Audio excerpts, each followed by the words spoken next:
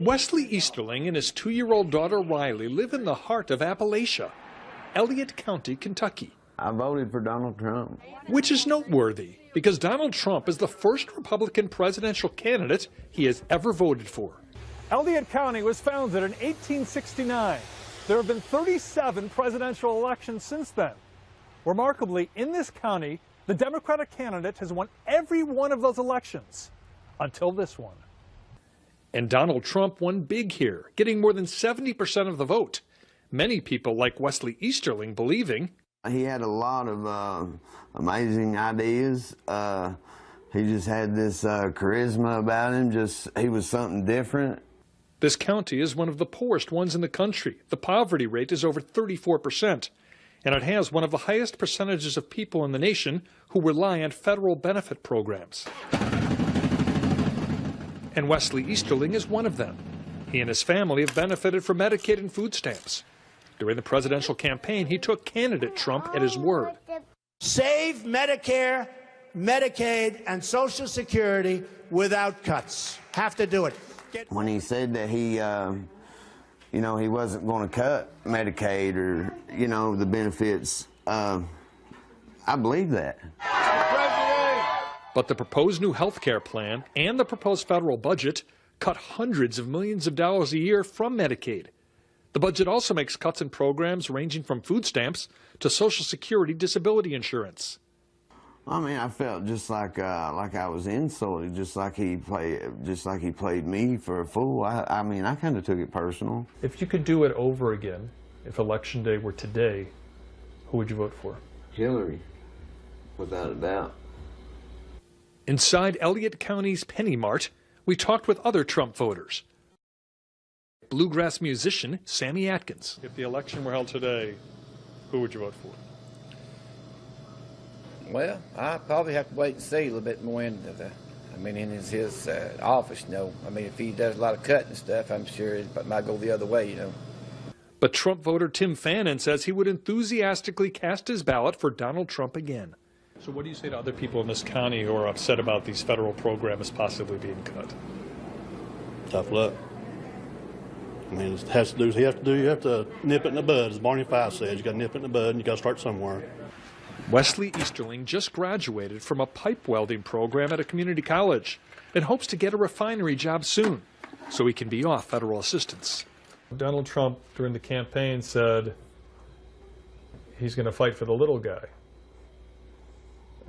You're the little guy, right? I am the little guy. Do you feel he's fighting for you? No, not at all. The little guy's going to have to fight for himself. In the meantime, he says he is praying for his family, his country, and his president. Gary Tuckman, CNN, Elliott County, Kentucky.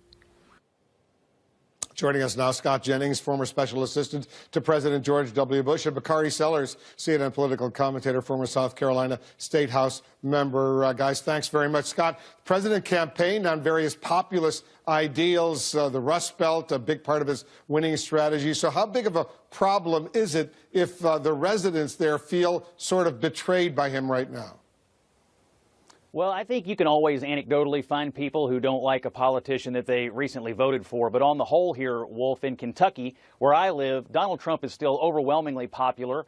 And I also think there's some degree of nuance you have to look at in this reporting, because while he is proposing to cut some things that some people say they still want, there is a recognition here in Kentucky that we cannot necessarily afford everything that's been promised by the previous administration, both at the federal level and here at the state level. And so what you have in Kentucky is a recognition that at this point, we now have 1 in 3 people on Medicaid.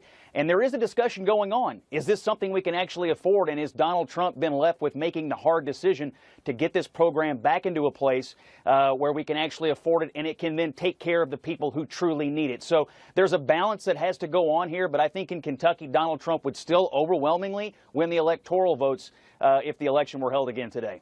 That's a fair point. Bakari, we should point out it's not all naysayers across the board. There are plenty of conservatives, like we just saw in Gary's piece, who are, in fact, championing these cuts by the president. Go ahead and respond. Well, I think, Wolf, one of the things that we're seeing is that Donald Trump has come through and he said that he was going to preserve Medicare, he was going to preserve Medicaid, and those just simply aren't things that he's doing. He's cutting Medicaid, he's cutting 10F, he's cutting food stamps, he's cutting these things that people depend on, especially right there in Kentucky. And what we're seeing is not anything new. It's not a Donald Trump phenomenon.